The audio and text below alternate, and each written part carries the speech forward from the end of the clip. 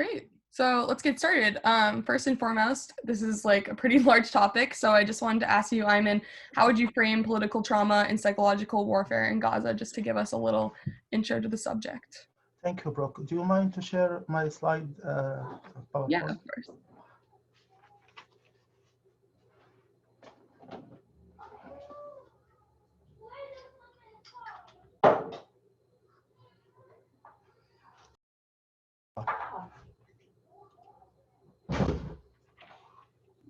Can everyone see that?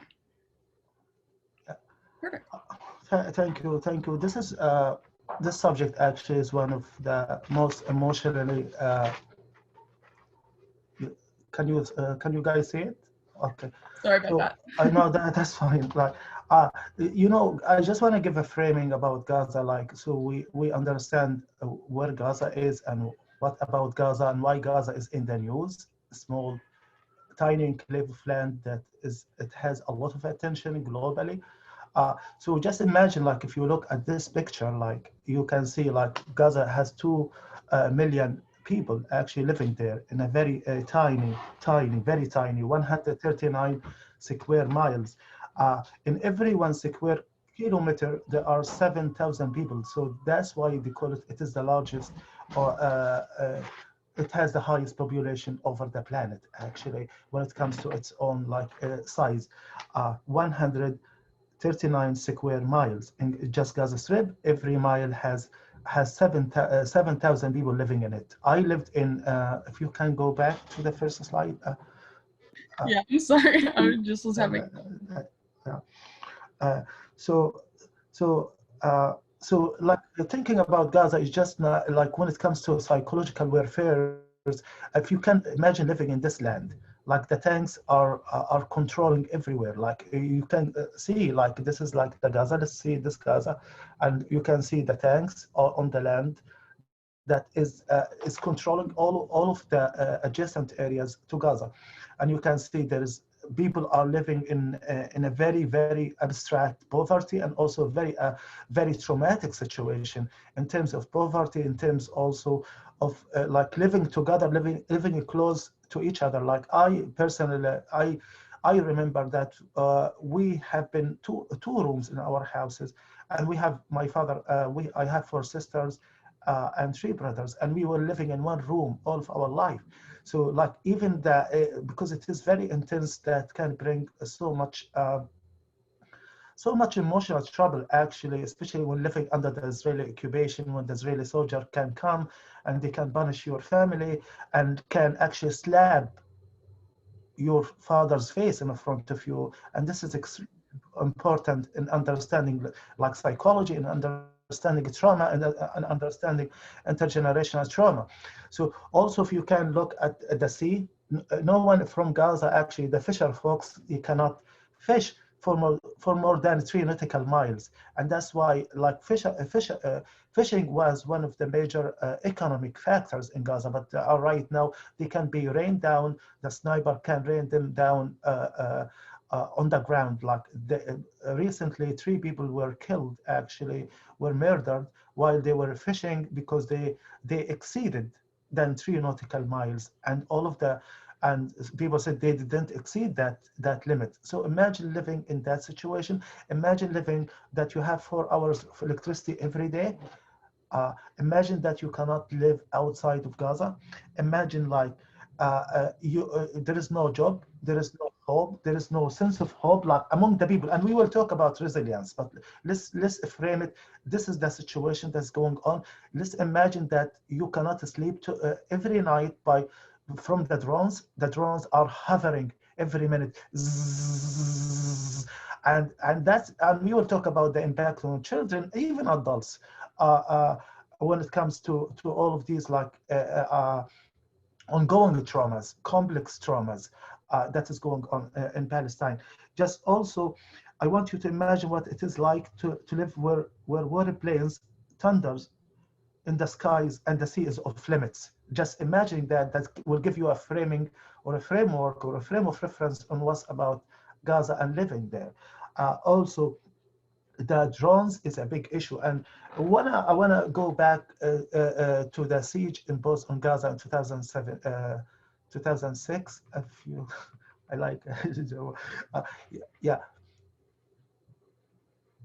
yeah, the second slide, yeah. The siege, when it was imposed in Gaza in 2007, it was very clear from the Israeli standpoint that we won't make them hungry, but we will control their diet. And this is a quote from Dov Wesiglass, advisor to the Israeli Prime Minister in 2006. It is like a diet. The Palestinians will lose lots of weight, but they won't die. And this is actually psychological torturing. And we will we will speak about tactics of psychological torturing that I lived it all of my life. So I think it will take like 3 hours to explain like the level of delegitimization and demonization when you are living in Palestine, and its relationship to intergenerational trauma, or actually also to collective trauma and historical trauma coming out from 1948 Nakba, which stands for catastrophe, in which 800,000 people were forced to leave their lands, in which 532 villages were completely destroyed in that time. That's why we call it collective, historical, political trauma when it comes to the issue of Palestine. And because our discussion today is about Gaza, so I want to emphasize about the intricate and situation, and in which I call it incremental genocide, because genocides can have fast motion genocide, like in Rwanda in 1994, and also can have a slow motion genocide according to the definition of genocide in 1948. Can we go to the third slide, if you don't mind? So yeah, this is like a day. Like, I mean, I remember Gaza in the last 10 years experienced 3 major attacks in 2008 and 2009, 2012 and 2014. So for trauma and for people who are healing or working community healing, it was extremely hard because you cannot relax like usually, like as some people like in Eurocentric psychology talk about PTSD. In Gaza, we are not having a privilege of having PTSD. We are having ongoing and complex trauma, and I would be happy to share more about ongoing or complex trauma. Can we go to the next slide, please? So, as you know, like every child, I have 2 kids. My kids lived in Gaza. I got reunited with them last year and a half. And living there, I have been talking with them all of the day, and they were reading without electricity. And it reminded me, actually, personally, when I lived in Iraq. I lived in Iraq from 2001, 2005 as a student. And we spent 3 years actually without like really having the privilege of having electricity. And a lot of things we are taking for granted here, but some people are not taking it for granted. And I lived there, and I remember, like I say, you know, the US has to pay for my eyeglasses. just joking here. But so living there, and imagine the kids, they have no power. There is no electricity. That it means you have nothing. You cannot wash the dishes.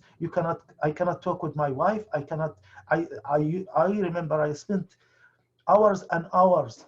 Like I remember, like sometimes the last one was 1 week to know how they are doing, especially in 2014 war, in which 400,000 people got homeless out of the 2014 war. So electricity is also a psychological torture. Can we go? Yeah. So also, when thinking about the children in Gaza, I mean, not also ongoing trauma. Every child experiences more than traumatic experiences in their life, and this is based on research. But based on my own experience, every child experiences countless traumas in their lives, and there are different levels of PTSD or ongoing trauma, from severe to mild to low. So, but in our experience, I will be talking later on what we did in Gaza, actually, what our programs, what healing resistance look like, what indigenous healing look like, whatever you choose, you deem appropriate for your own not the clients, for your own children, in a very cultural sensitive way, and and also understanding the political and social and cultural sometimes obstacles in dealing with trauma. Can we go to the next slide? Yeah, I think also I feel like one of the reasons when we were talking with kids also the search for meaning. Most of the kids sometimes like when we have done like some recreational therapy or recreational. I don't use therapy when it comes to Palestine. Recreational work with the children. We tend to see like some kids are introvert, some extremely introvert, and some kids are extremely extrovert. So when we see the introvert, we try to go there and ask them what's going on. And most of the kids, they either they have their dad is a prisoner, political prisoner in the Israeli jails for 15 years, or maybe for 5 years, or their dad legs are amputated because recently of the Great March of Return, or they live in a deep and abstract poverty. So the search for meaning is still existing in Palestine, and still like within the kids, like why us? This is the question that I heard a lot. Why they do this for us? What we did? And these are the questions. Actually, it is still I'm still researching on that after like uh, years of living there. But why us? And this is can be the question that a lot of kids are asking. And I wanted to stop here because I have a friends who really shared with me their struggle, like as I am one of them, uh, to show that even there is a level of genocidal trauma or collective trauma, there is a level of resilience and community bonding and community belonging that is really great. And I will go for you to Brock to ask the question. Sorry, Brock, the framing usually takes some time. Yeah, definitely. I think Rami was going to ask the second question. You can go ahead. Yeah, so you touched a little bit on children's mental health there at the end, but I was wondering if you could kind of expand on that and talk about how the occupation has affected Palestinian children's mental health overall. And I guess what is the biggest mental health issue that you see amongst children, and what's the biggest challenge that they face when attempting to secure care or treatment for their mental health? Yeah, this is really a great question. So I think this is very simple to answer, so we can keep it concise. I think this is ongoing trauma, as you know, like ongoing trauma and complex trauma is very prevalent in Gaza. So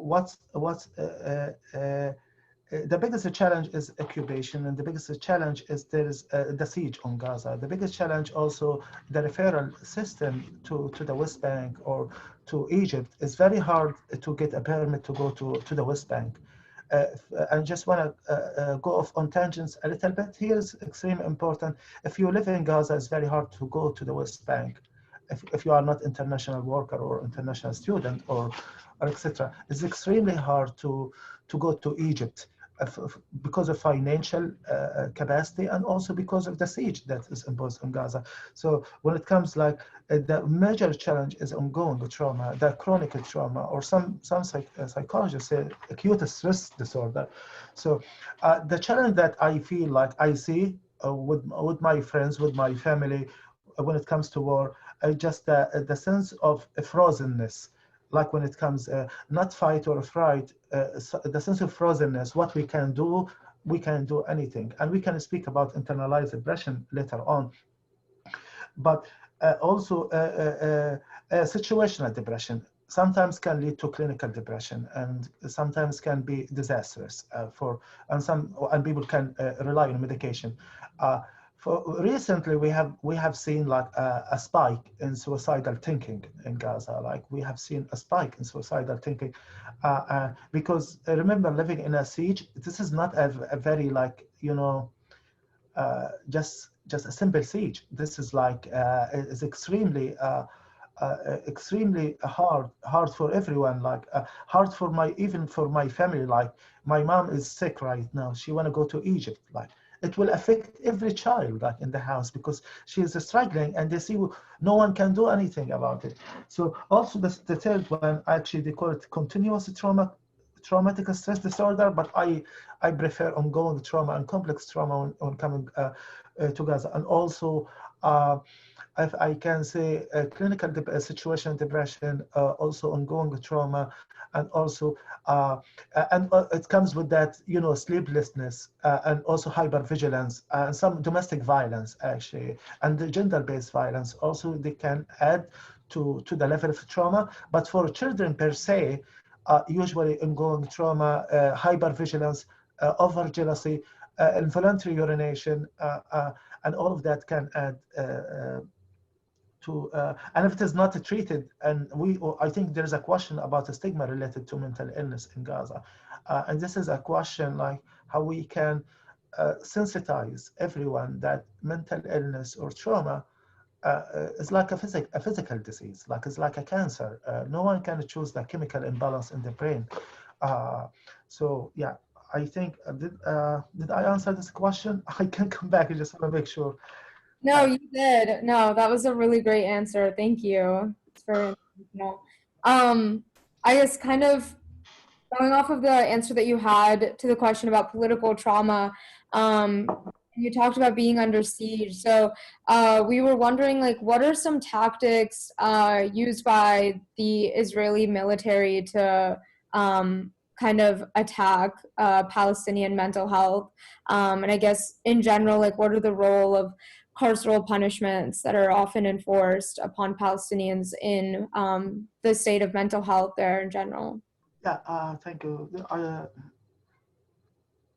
This is a question actually can lead me to a very, very like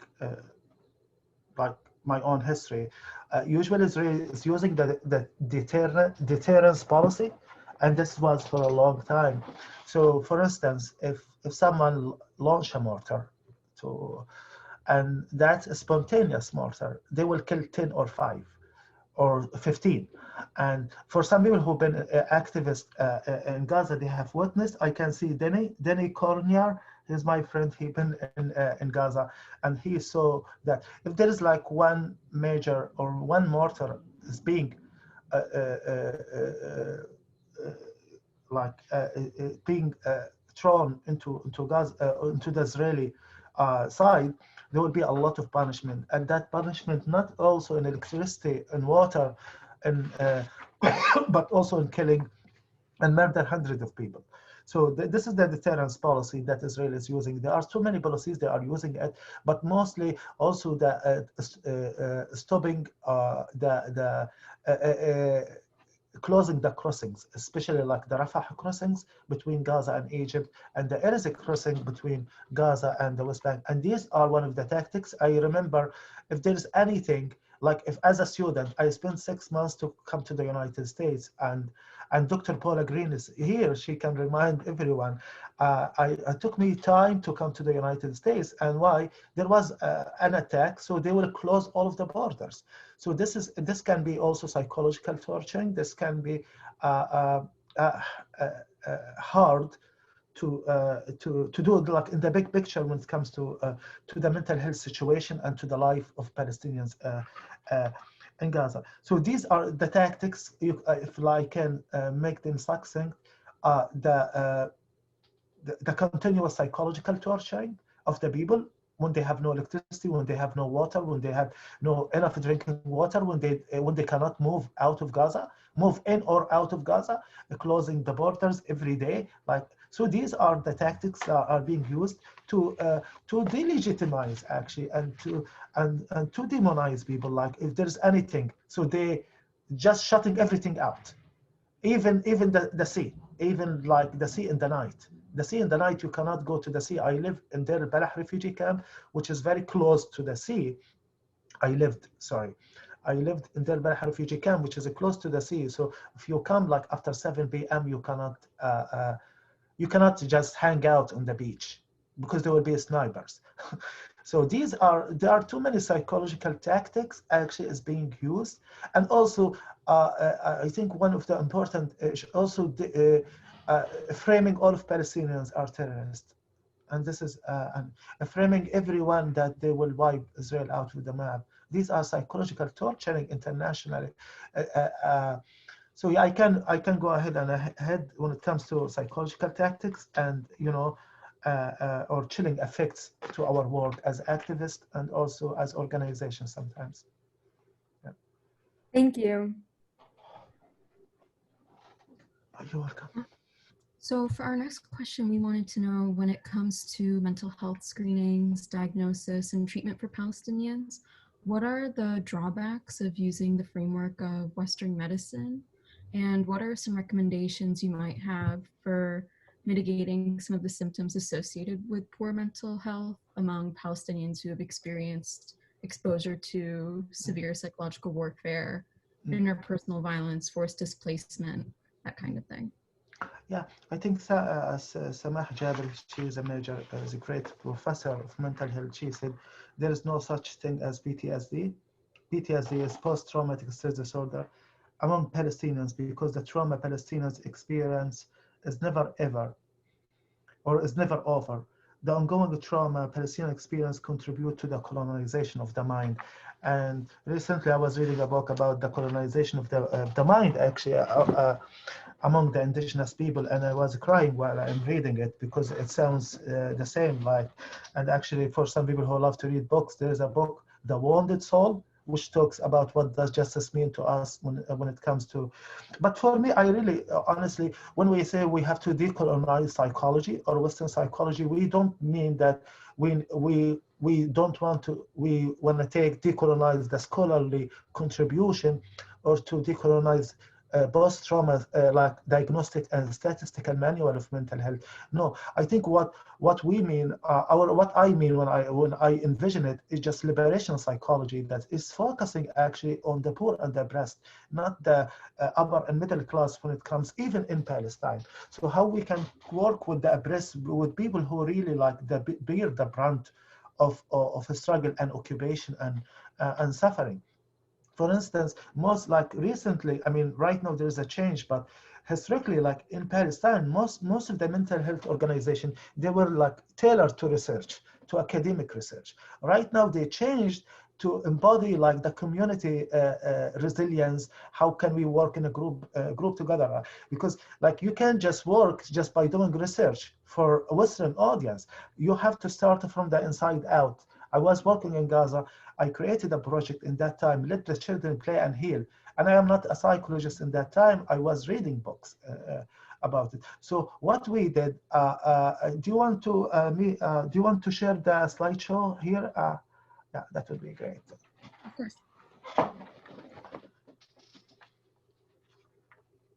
So you can see it by pictures, guys.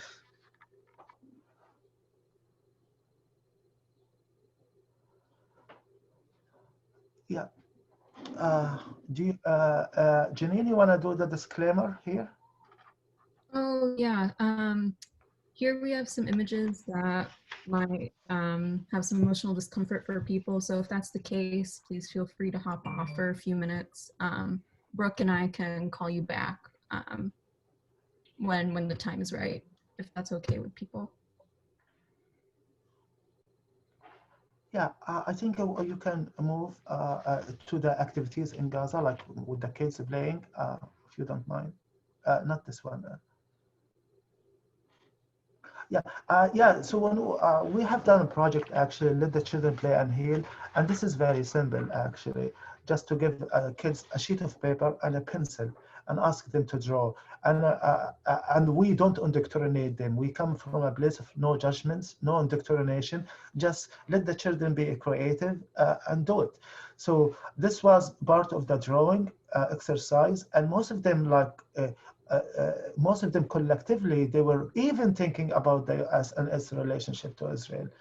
And that was very extremely surprising to us and even to the professors of psychiatry at Harvard University. It was really like a child can envision that, and also you can see the rockets. And this is really very alarming in thinking like that a child like 6 or 7 years old can think of this situation.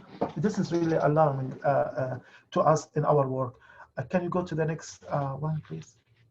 And these are also, this is one of the drawings that when we were working with kids, it's just about fighting.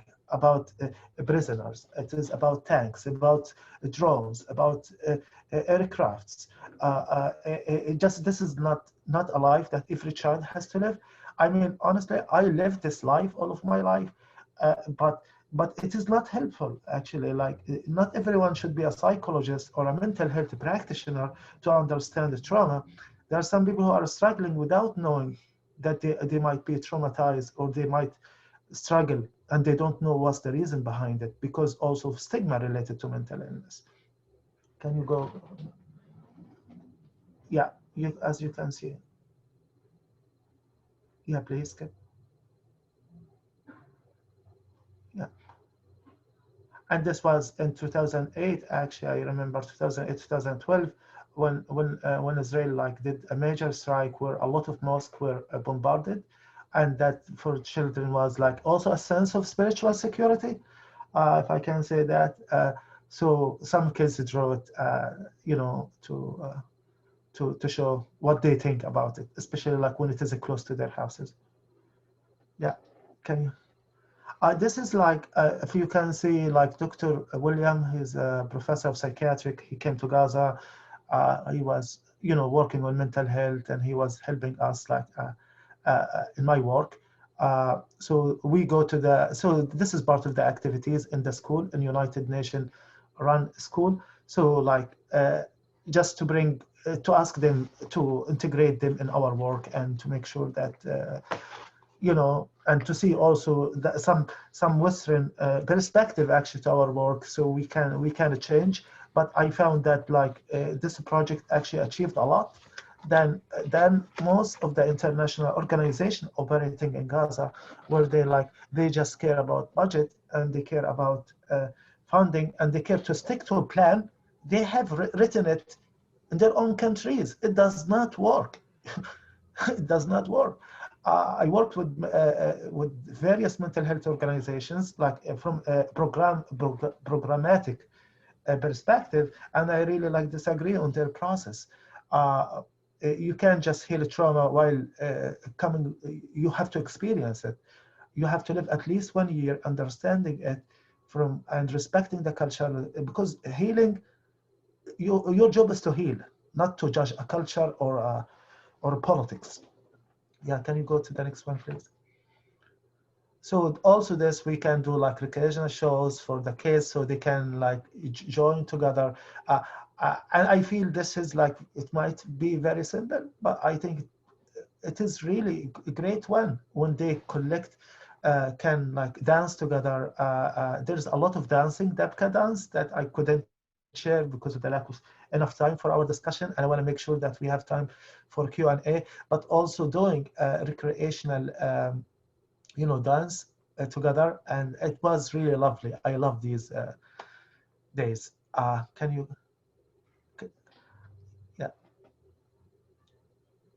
Yeah, please.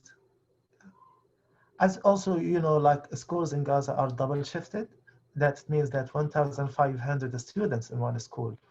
Like in my daughter class today, I mean, she studies in Eastern Boston. I think they have like 10 students, or 20, let's say 30. I remember when I was in Gaza, it was like 60 in the class. So sometimes we stand. So guys, like also, that doesn't relate to trauma and psychological warfare, but it tells you like about the struggle living under occupation, under siege, and also under COVID-19 right now too.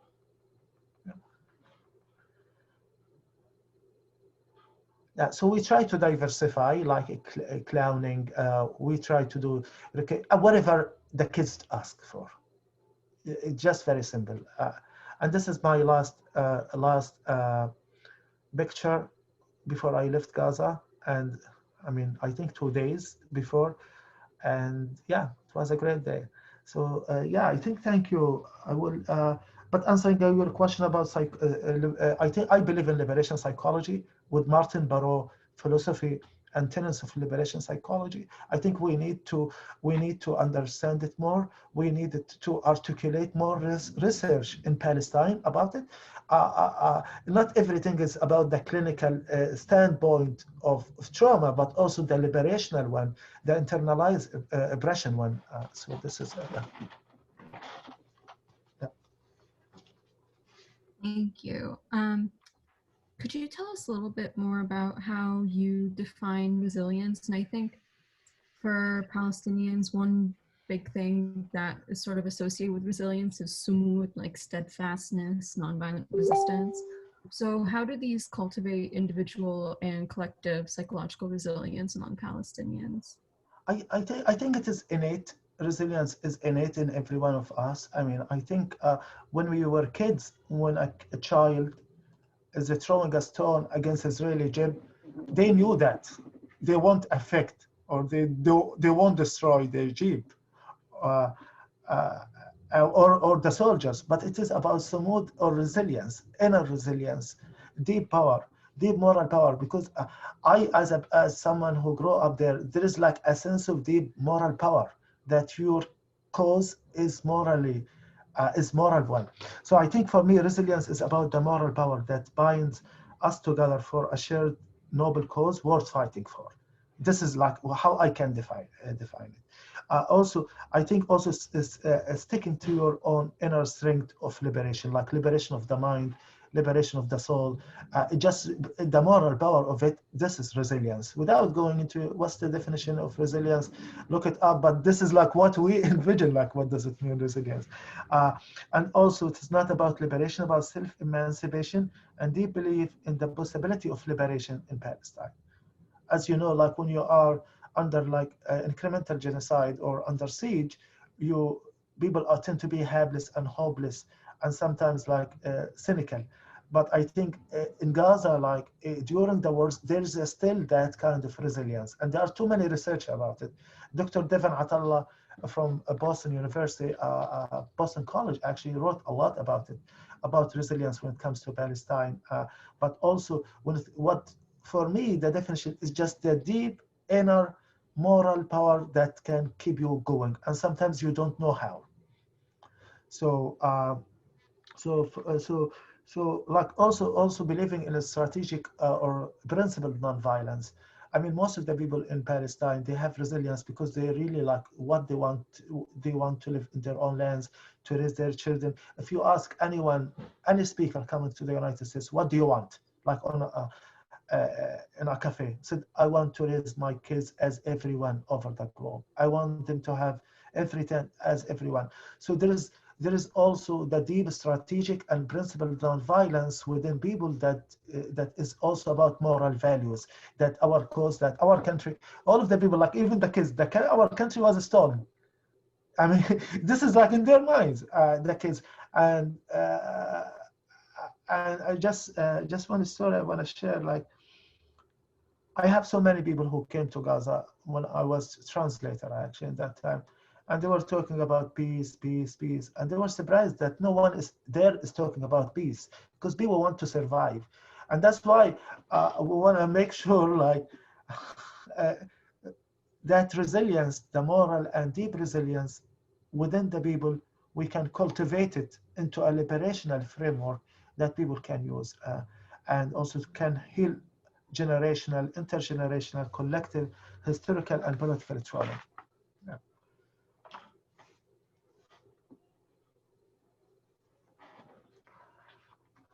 We can, yeah.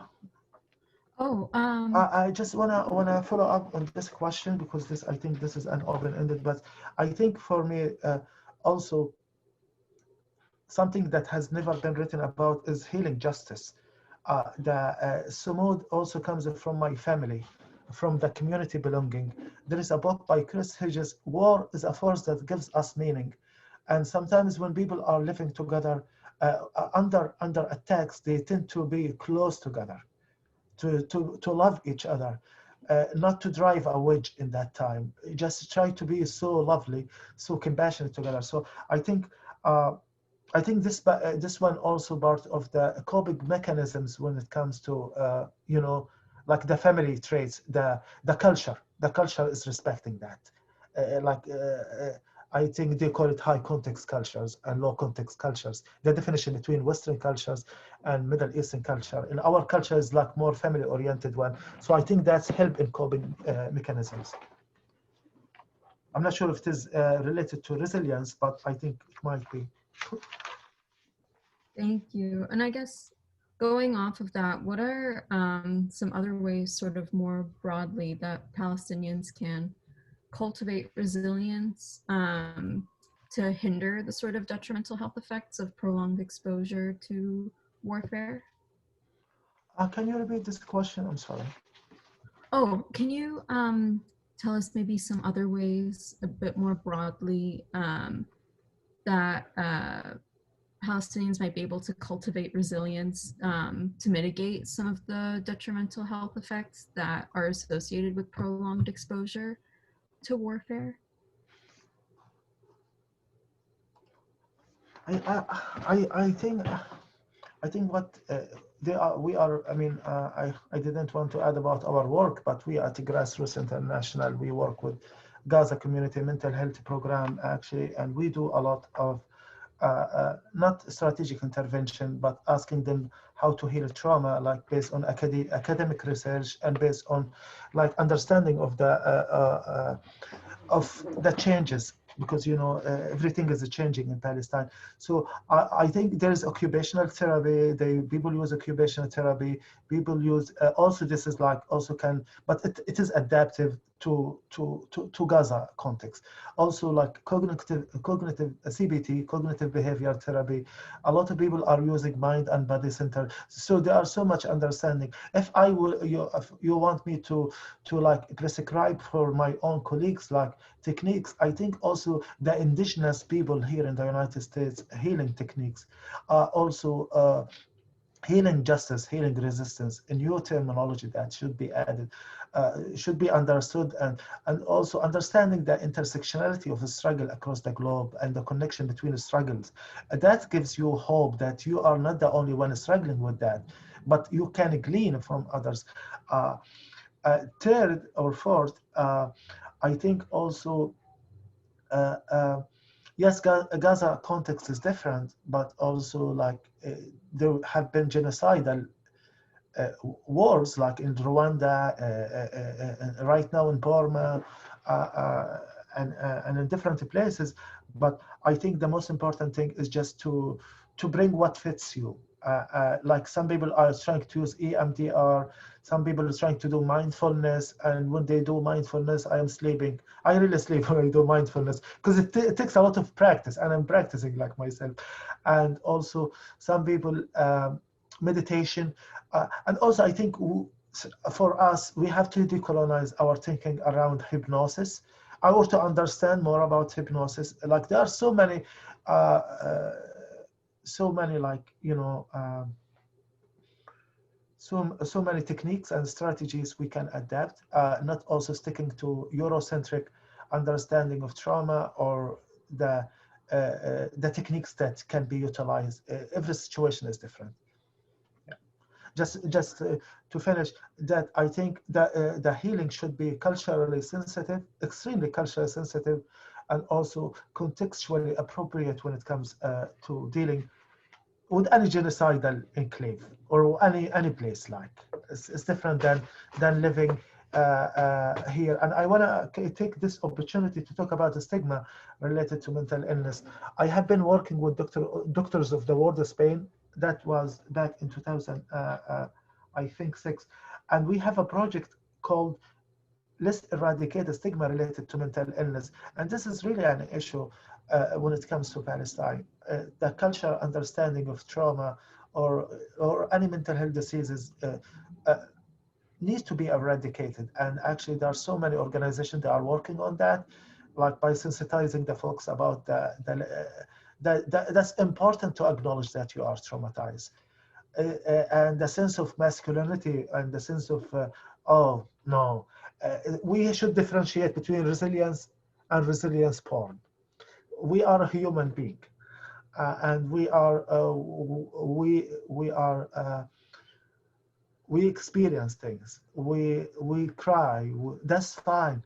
When we were kids, the cultural perception, if you are a child, if you are a boy, they don't cry. We have to cleanse our hearts and our minds.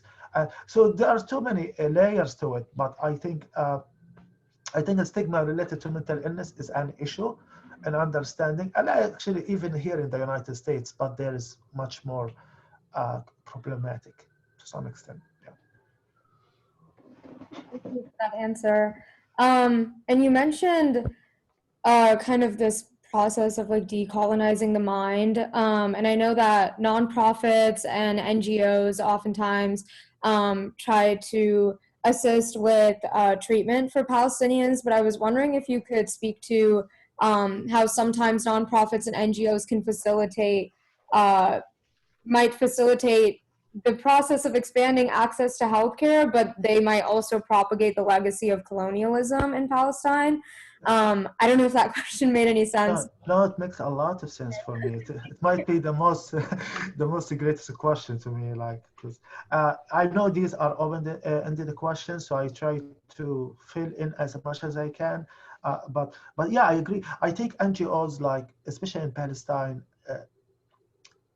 there is a history of NGOization in Palestine, and from 2005, I won't go to the law, but just want to make sure everything is intertwined here. But I think what they can do, I think I'm not also just want to make sure disclaimer. I work at the Grassroots International, and what we do solidarity philanthropy.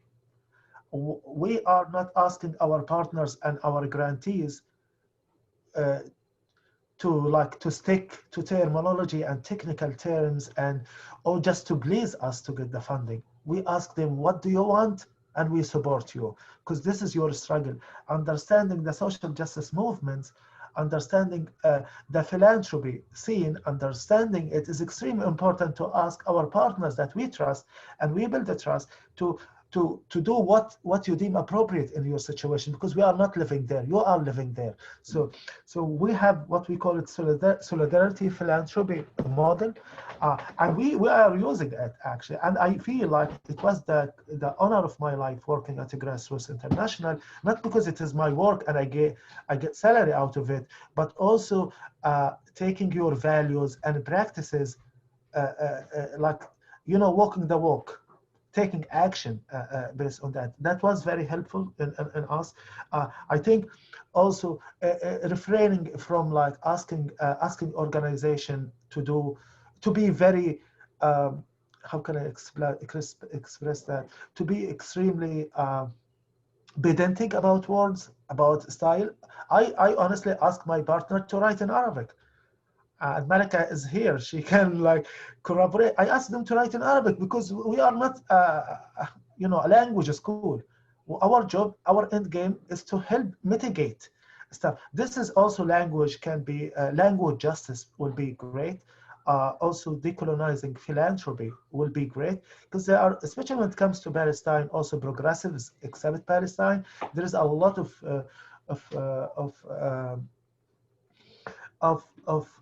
I'm trying to find a very simple word. There's a legal term for it, but a fear, perceived fear that you shouldn't work with Palestine because there will be like a lot of attacks, a lot of smear campaign, a lot of chilling effects on you. So you should be refraining from that. So I think also adopting progressiveness, not just also in Palestine, everywhere, shouldn't not just progressive except Palestine. This is an issue we are dealing with here in the United States. So I think also organization can stick to their own values. It's gonna be hard, but they have to stick to their own values to achieve why their actually donors are giving them money. And this is about NGOs. And in Gaza, actually, in my own experience, there are so many counterproductive actually projects and programs, because you found someone expat coming from, like, say, Spain, and they come to dictate to you what, as a local translator or a local worker, what you should do. And sometimes we laugh when I was working, we laugh. When we go outside of the office, well, he even cannot speak a word in Arabic or a word in Hebrew and can like dictate to us what we should do, even if he has a PhD. It's not about here, like you have to live it, you have to experience it, and you use your academic knowledge and everything to drive action, to drive like a theory or to do something about it. So I think this question, I can speak about it for 1 hour, but I want to make sure that I give time for Q&A, and please overwhelm me with a question or questions that you feel that I didn't answer very fully because of time constraints. Yeah, please. Thank you. Before we open it up to Q&A, we wanted to, I guess, just kind of get your advice on what role the public can play in the going forward in decolonization, liberation, and just overall like productively assisting the movement for Palestinian freedom. And if you could just like speak about what you see as the steps for the path forward to like address all of the inequalities and the issues that you just spoke about. I think I believe Palestine is a moral issue, and everyone has to support it. I think if people are, they have a perceived fear of working for Palestine, I mean, they have to check with themselves and with their inner peace. I call it internal sympathy gap when it comes to Palestine. So you are so compassionate about what's going in Parma, but you're really not compassionate about what's going on Palestine. Oh my God, like I see, like I can tell, like in my own experiences working and nonviolent actually, as measuring in theory and practice of nonviolence also. There is like a level of fear when it comes to Palestine. So I think they should study Palestine. They should call us as activists and indigenous people there, what we can do. I think like for us, or for me personally, I cannot speak for others. I think here in the United States, not just to stop the Israeli occupation, end the US funding to Israel, which is $4 billion. I think also understanding like that if you want to work for justice, you cannot, justice has no price tag. Or as Martin Luther King said, injustice anywhere is a threat to justice everywhere. So I encourage everyone also, to work on that. I mean, I think it is interrelated.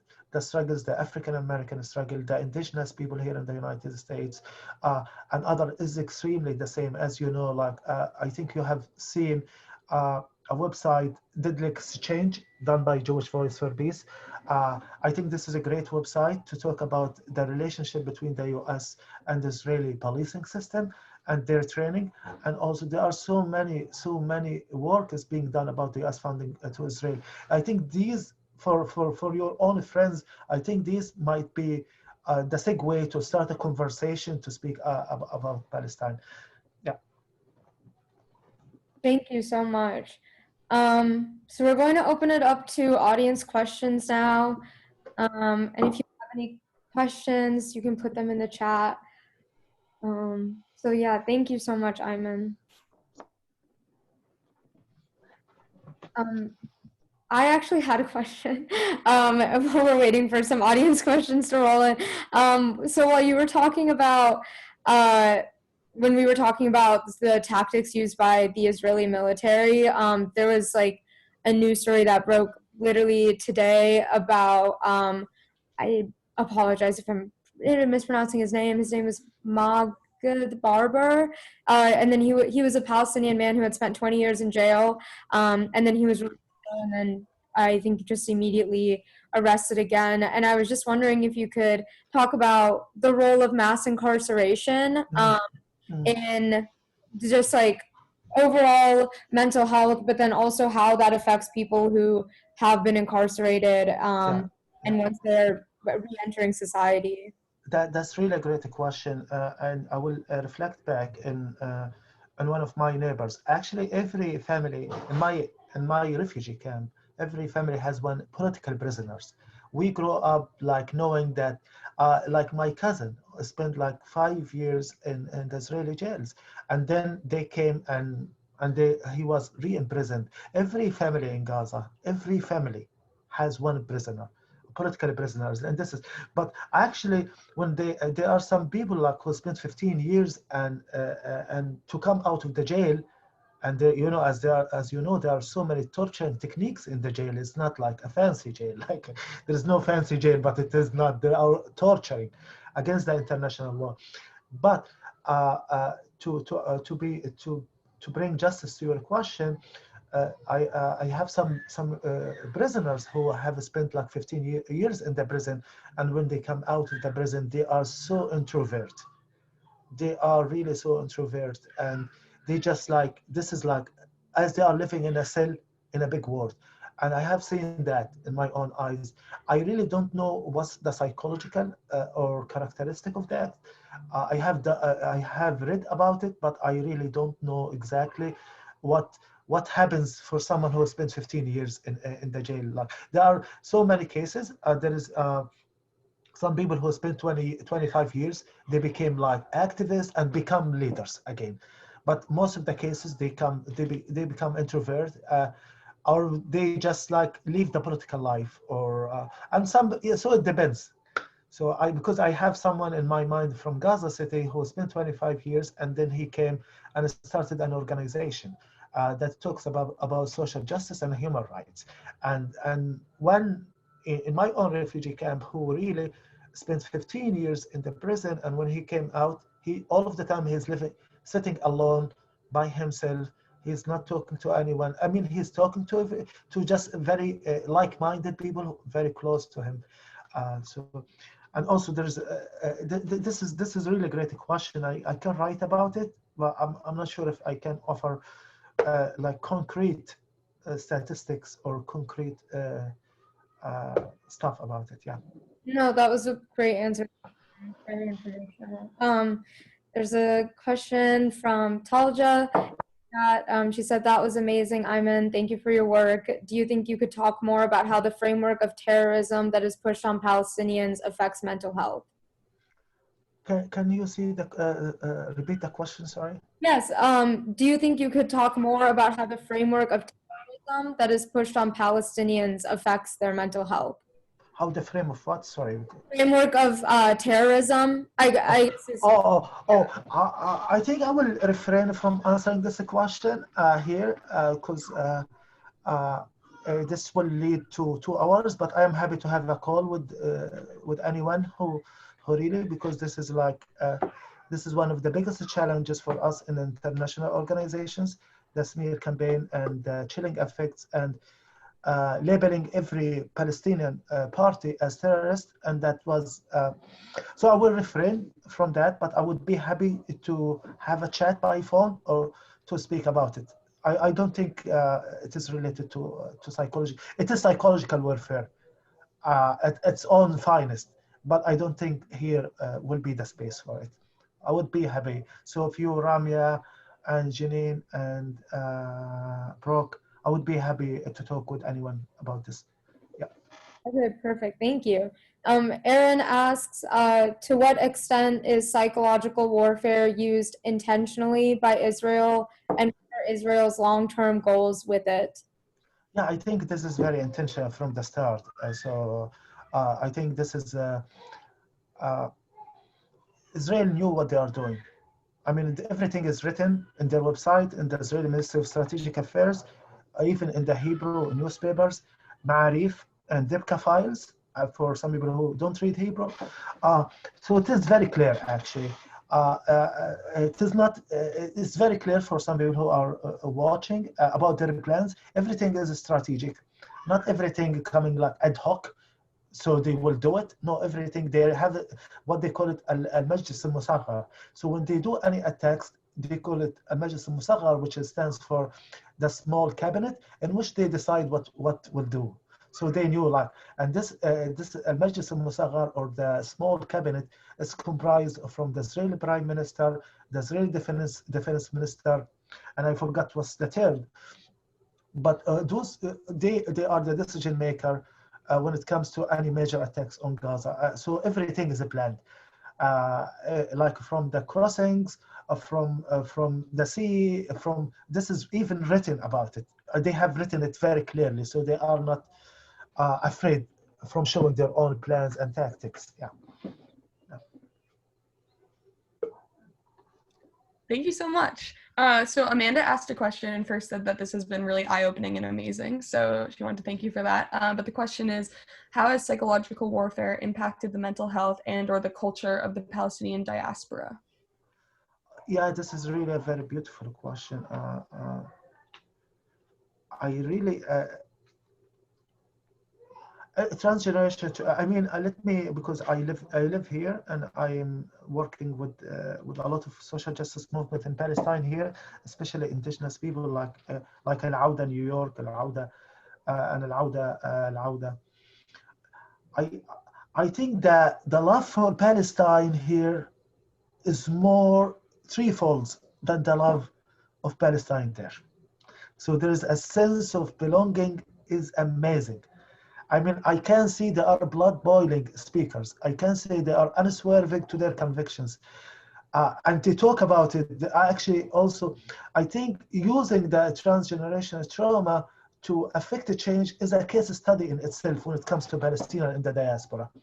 Like talking with them, like still, even they are living here in the United States for years and years, or for decades, they still have this moral compass when it comes to Palestine. I saw it. I am in touch. We are doing like some indigenous collective research, like together as like Palestinian activists, and to talk about post-liberation. What will happen if Palestine will be liberated? How we can envision the movement for Palestine, especially it is progressing. So they really like, I feel affected them to the positive side of it.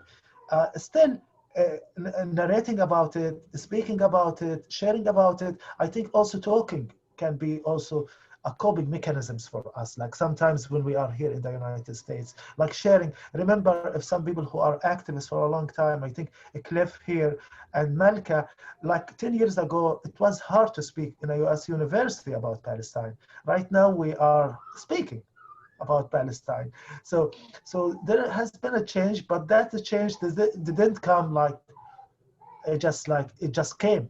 No, we worked so hard. We lectured, we spoke, we partnered with activists like Cliff here. My friend Cliff here is a great activist. We partnered, we did that, we spoke. I spoke into churches. I think that the intergenerational trauma helped us to articulate a new vision. I really believe that. I don't see any like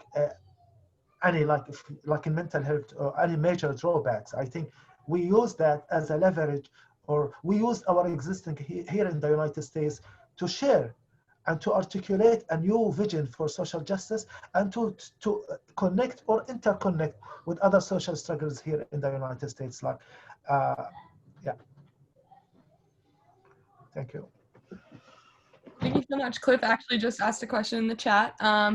Saying during the Great March of Return, there were Israeli snipers using Ruger 22 caliber rifles with silencers. And the question is, how are Gaza nonviolent demonstrators responding to being killed without notice of a rifle being fired? And he mentioned that Ruger has 2 companies in New Hampshire and offices in Fairfield, Connecticut. How can concerned persons in New England express their concerns? I want to answer a Cliff question because I love you, Cliff. You know that.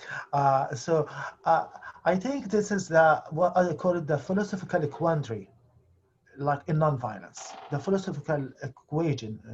Because like when you are in Gaza, if you use violence, they will kill you. If you use nonviolence, they will kill you. And that's what happened with the Great March of Return. They used nonviolence techniques, peaceful resistance, and what happened? Like bullets rained down on them. They killed them like amputees. Amputees is just a big issue in Gaza. A lot of people are amputated, like a lot of young people, legs are amputated. So your question, actually, Cliff, you know me. I think this is a philosophical quandary. I'm writing about it, actually. I have no answer for it. But what my answer is just keep going on the nonviolence strategic direct action that really will yield results on the long term more than using any other means. Because we have to remember, Palestine, we have no tanks. We have one tank. I wish we have even one tank. and we don't have like one airplane, we don't have one jet fighters.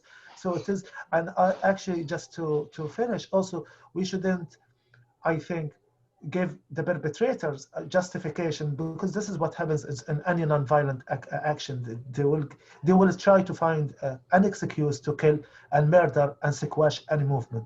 So I'm not sure, but I can call you about this question, because this is a philosophical one, like, too. Thank you so much. Denny put a question in the chat saying, when I was in Gaza in 2014 and 2015, mental health services were very limited. Have these services increased in the last several years?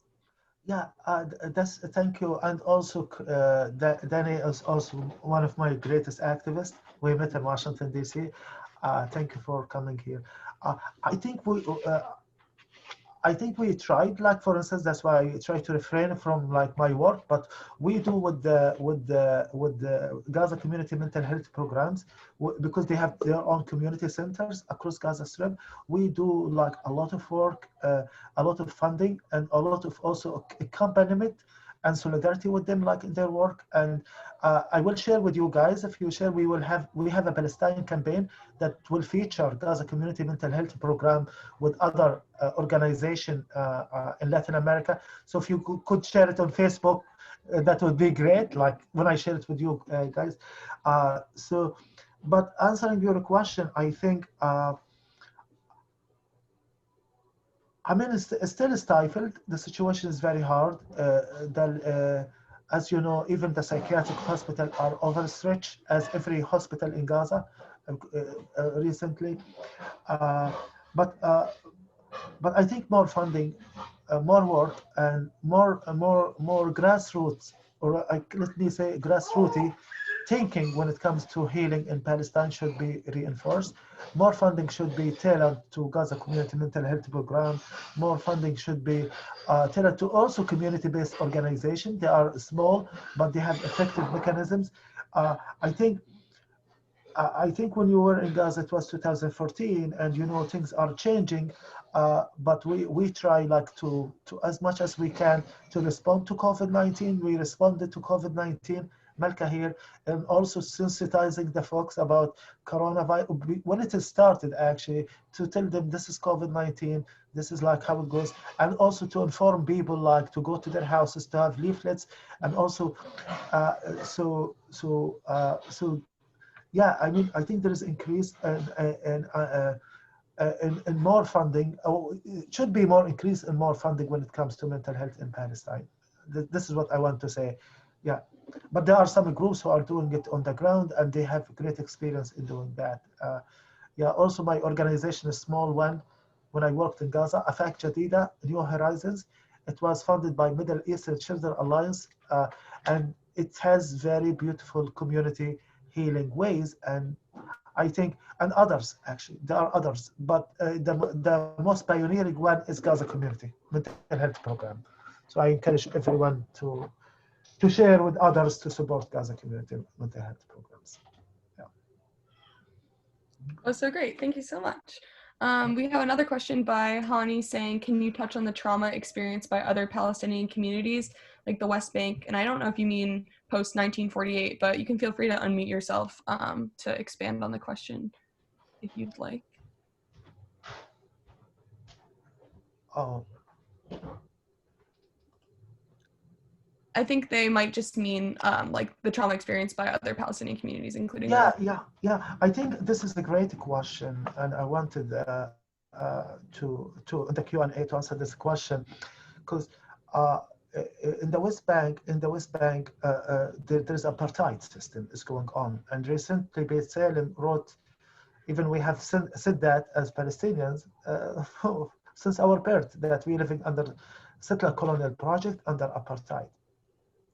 But in the West Bank, the trauma, actually, and also in 1948 Palestine, I think what I call it is cultural compartmentalization. It's just like, this is what led Israel when they inflicted trauma on Palestinians, is just like the checkpoints in the West Bank, the 131 settlements, the Israeli apartheid wall, actually also the revoking residency in Jerusalem, Like it is very easy to revoke someone's residency in Jerusalem. All of these are psychological torturing. Like a checkpoint, there is actually a new movie, 25 minutes movie actually on Netflix. I forgot its name. I just watched it recently, and it gives you an example like of living under settler colonial project in the West Bank. Actually, the checkpoints, a man who cannot go to bring a refrigerator to his own family. To refrigerator to his wife. He wanted to gift his wife a refrigerator. He was stuck on the checkpoint and was dehumanized by the Israeli soldiers. I think the level of even like in 1948, like when I talk with some organization who are doing like some youth work, like Baladna, the level of trauma, I think it might be different somehow, but it is the same. And the same is the settler colonial project doesn't differentiate. The same is the cultural compartmentalization, the divide and conquer that Israel created. Like, remember, we have to explain that because in Gaza, we have been raised with the Egyptian curriculum, like when we are the students, in Jordan with the Jordanian curriculum in the West Bank. And in Israel, as you know, like in the Israeli or the curriculum, and that's to different even thinking paradigms. Like, I mean, we as Palestinian from Gaza, when I was in high school, we couldn't study the Palestine issue. You will be punished, or the school will be punished if they teach us about our own history, like about Palestine. Like we were taught about the Egyptian curriculum, about what happens in 1973 in Egypt. What happened? Well, so we didn't know really, like even we know from experience, but we didn't read about Palestine issue. So about the West Bank in 1943, the same struggle, the same tactics of dehumanization, demonization are going unabated. So yeah, I can, yeah. Thank you. I had another question. I was wondering if you could expand on like what exactly liberation psychology is and what the difference is between that sect of psychology and the more Western type of psychology that we're taught in the United States. Yeah, I think this is that's why I try to refrain, because I'm not sure if some people are interested in academic understanding of liberation psychology, but there are two tenets of liberation psychology. They call it conscientization, which is about social psychology, critical social psychology, and also de-ideologization. And also it is about action and reflection, and also like one of the tenets, the action and reflection, actually, when it comes to working with healing communities, like especially in war-torn countries. So liberation psychology is about to liberate the mind and to focus on the oppressed people. Like I think I can relate that to also to restorative justice, focusing on the victim, not the perpetrators. Also, how it is different? It is different from Eurocentric psychology, because liberation psychology is about decolonization of the structures and systems of oppression. First, second, there's Martin Barrow. Martin Barrow is intellectual, social psychologist and jurist, actually, from Spain. Actually, he died when he was in Honduras. He was, you can say, the prophet of liberation psychology, and he took from Paulo Freire. Paulo Freire came, Paulo Freire is director or pedagogue or like educator who came up with the idea of conscientization. So Martin Barrow like added the idea of the ideologization. That's why I refrain to go into academic concept to come to these questions, so it's gonna be boring. But this is what what is liberation psychology right now in Palestine. All of the research is about a clinical understanding of trauma, what's going on, but also thinking about post-liberation or future or liberation, like psychology, like the mind, the people, the collective, the organization, the individual is extremely important. So it is about the collective more than about the individual as Eurocentric psychology. Yeah. I know this is a question I added, like conscientizations, just like a big word, like, but please look it up. This is like, you guys asked me this question. I want to answer just. No, thank you. That was really informational because there's obviously like a huge difference between the two. So it was interesting making that connection. Thank you. We actually had a question that we ended up skipping from what we originally had, which is what are the intergenerational impacts of the Nakba on Palestinian mental health? So I don't know if you wanted to touch on that a little bit. What's the impact of the Nakba on Palestinian mental health? Yeah, I think it is still until now collective trauma, the feeling that your country is usurped, feeling that that is still ongoing, taking the colonization is still ongoing, and that's to some people can give some kind of hopelessness and helplessness, but to some, as we spoke, it can give very strong resilience and moral power in the same time. So, you know, people are different. Their reaction or their fight or flight tools are different. So, but most of the people, like usually, since the Nakba, it just like just remembering like your family members that they have left. I am like, my family is from Asdod, which is right now in Israel. I have never been in Israel. Like my dad has never been there, but my mom and my grandfather were born there. Like, and it's very hard to feel that you cannot go to where you were born all of your entire life, because if there's really a registry law, there's really ID system. It's very hard that you just go to YouTube to see where you were born. It's very hard to know that your farms, your grandpa said, oh, you guys have farm, we have a farm, and we were very happy, we have goats, like they have farmers. And then we were kicked out. I've been, also it is sometimes painful. You know, I think this also part of collective trauma. Also, I remember my neighbor actually, he was very, very old actually, 1928, he was born in 1928, and he was telling exactly, he speaks British English actually. And he was telling exactly like, oh, they kicked us, they told us one day we will come back, and there were a lot of people dying, and if you have a child, you have to carry it and go. So the still like they intergenerational knowledge sharing is ongoing too, as intergenerational trauma going to but I think the best thing about Palestine that we refraining from the victimist syndrome or victimization in order to articulate a way to liberate the land and to people, like, or to have a peace in our own lands. So that's a good point. Like, to, yeah. Thank you for the question, by the way.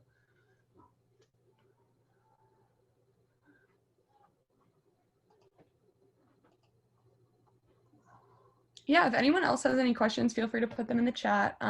You can also unmute yourself and speak if you'd like. But yeah, thank you so much, Ayman. Yeah, there's a question from Susan Price, I think. Was the Israeli withdrawal from Gaza a mistake? Are conditions worse now or better for Palestinian children? I'm not sure how to answer this question, but if you can go unmute yourself and explain the question, because the question has two meanings, two connotations for me. Or you can take my call and I will respond to it. Thank you. I mean, yeah. Well, I was asking, can you hear me? Yes. Because you said how it's traumatic when there's mortar fire and then the response.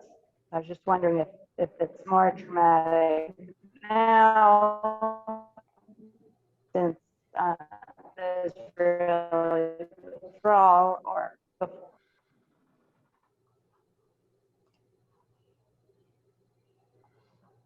I'm sorry, I couldn't hear you, but I would be happy to talk with you by phone, or if you reach out to the organizers, because I think this is a big subject also to have like 1 minute or 2 minutes to talk about it. But I mean, in a nutshell, no, it is not a mistake. I mean, we want them to draw from all of our lands. So, yeah.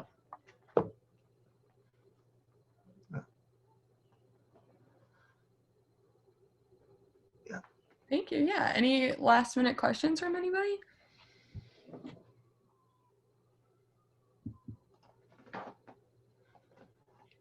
If not, thank you so much, Ayman. We really appreciate this. This is a super great event. I'm really happy, and I hope everyone else is, with how it turned out. If anyone has any questions, I can put my email in the chat. You can also DM us on Instagram for any questions about Palestine Solidarity Month or anything else that SJP is doing, and if you want to get involved. But thank you so much for coming tonight. We really appreciate it. And I wanna send my love to my friends. Really, like, thank you so much. It has been an honor to be speaking with you. It has been an honor also to see like so familiar faces, Cliff and Denny and Malka and also Ramya and everyone. Thank you so much. Yeah. Thank you. Thank you. This was amazing. Thank you so much. Thank you.